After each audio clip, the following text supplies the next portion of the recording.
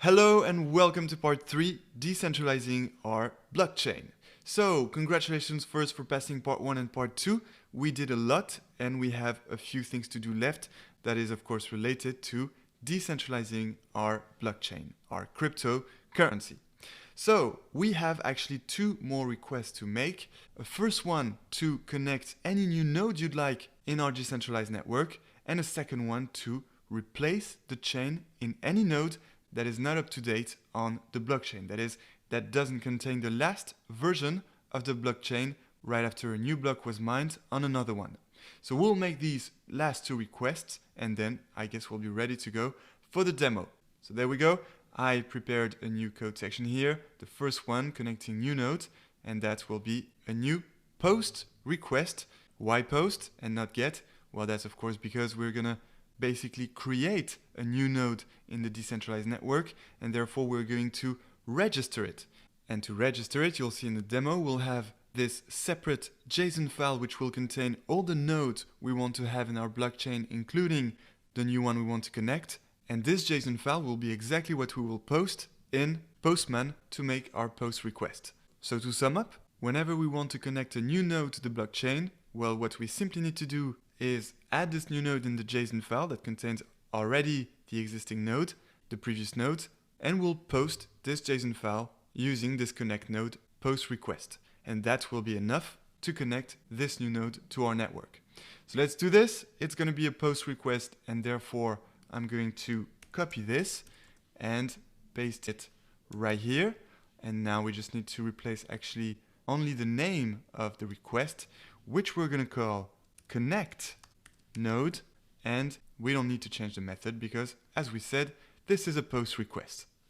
Great. Now let's define a new function that we're going to call again connect node, not taking any argument, because the only thing we need are the variables from our blockchain, which are already included in our blockchain object.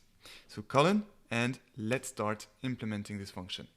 So first step, exactly as we did for the add transaction method, we're going to get the request of posting a new node in the network through the getJSON function, which will return this JSON file that, as we said, will contain all the nodes of our decentralized network, including the one we are now connecting. So I'm simply going to copy this because it's exactly the same. We can override the JSON variable because these two functions are going to be used separately. So JSON equals request.getJSON. And now what do we have to do? What is the second step? Well, let's see what we have to do. We have to connect a new node to all the other nodes in the network. And to do that, we'll simply use our add node method that we made in part 1 to add all the nodes of the JSON file to our blockchain network.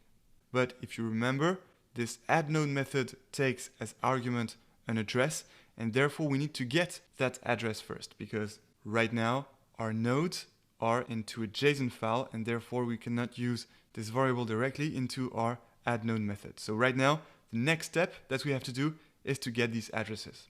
And how are we going to do that? Well, we're going to use a method from our JSON object, which is the get method. Because what we'll input in this get method is exactly the key of which the value is the address of the node.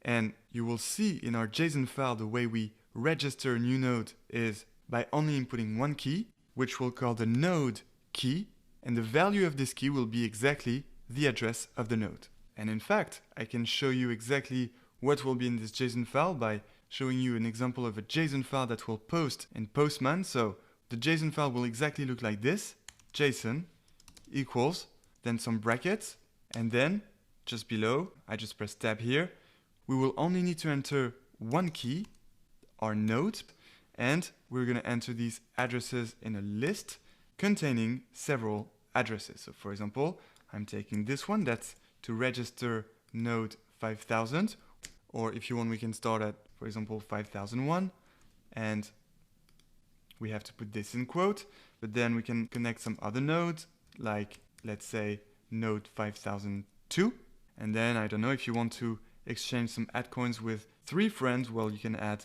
even another node, and you can take a node on port 5003. All right, and then you need, of course, to close the brackets, and that's exactly the JSON file we'll be posting in Postman, containing only one key, the node key, which, and make sure to understand this, will contain the addresses of all the nodes that are in the blockchain network. And whenever you want to add a new node to our blockchain network, well, you will first add the address of this node in this JSON file, and then you will send the request to connect the nodes. All right, so you visualize this better now. And now if you want, I can just press enter, but that was just for the example.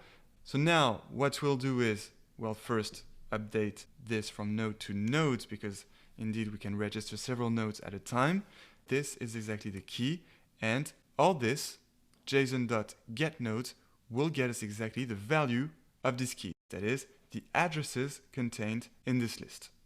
But this get method here actually returns these values, and therefore I'm going to introduce a new variable here, which I'm going to call node, and that will exactly be this list of the addresses of the nodes you want to connect. All right, so nodes here represent our nodes, but it contains exactly the addresses of these nodes. All right, and now the next step is to do a quick check. We must always do a quick check when working with requests in case the request you make is invalid, that is, contains an issue. And here, the thing that we'll need to check is to make sure that the nodes here is not an empty list. That is, if we indeed have some node to register, because if we make a request to register one node, but we have nothing to declare, well, there is no point. So we'll just run this quick check.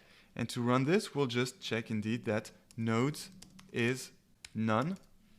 And if that's the case, we'll return an error. So we'll return first a message saying simply, well, no node. And then we will, of course, return an HTTP status code.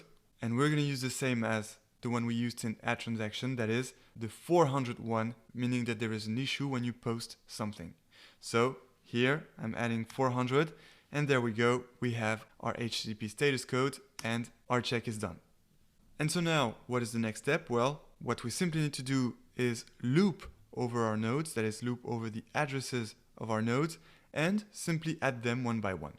All right, so we're going to make a for loop, of course. We're going to iterate on each of these nodes. And so here I'm starting with 4. Then, as we said, we're going to loop over the node in our nodes. So for each node in the nodes we want to add, well, what do?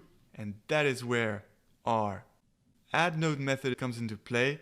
That's when we're going to use it, because what we simply need to do now is to take our blockchain object and then use this method add node, which takes as argument, remember, the address of the node which we got in this nodes list here. But since we're iterating on each node's address of this list, well, this is exactly the address expected by the add node method. So here we simply need to input node. All right, and that will add our node. And so now eventually first we can get out of the for loop because we're done. And now we have one final thing to do, which is to return the response. And we're going to do exactly as we did before. We're going to get separately the response first and then return it using the JSONify function and the HTTP status code. All right, let's do this. Let's get our response first. So response equals, and in this response we will include two keys. First, the message, as usual, and then the second key, the total nodes in our blockchain. You know, because when, for example, we are adding one new node in the JSON file, well, when we connect this new node, it would be nice to have the list of all the nodes displayed in Postman. And therefore, you'll see, in this message, we'll display something like, all the nodes are now connected. And then we can say, the Atcoin blockchain now contains the following nodes. All right. And so as you can see, I added the colon here because what will follow this message is exactly this whole list of the nodes in our blockchain. And this whole list is, of course, the list. So list here is a function, the list of our blockchain nodes. You know, our blockchain here is the object, and the node is a variable of this object, a variable that we initialized in the init method right here, the set of nodes. All right, so that returns the list of all our nodes.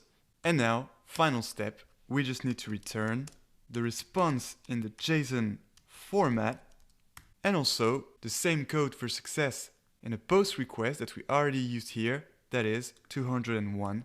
So I'm just copying this and pasting it here. All right, perfect. So congratulations, our connect node request is now done. We are ready to move to the very final request we have to make for this implementation, and that is the replace chain request to apply the consensus in case one chain in the decentralized network is not up to date, and which basically will happen anytime a new block is mined on one specific node.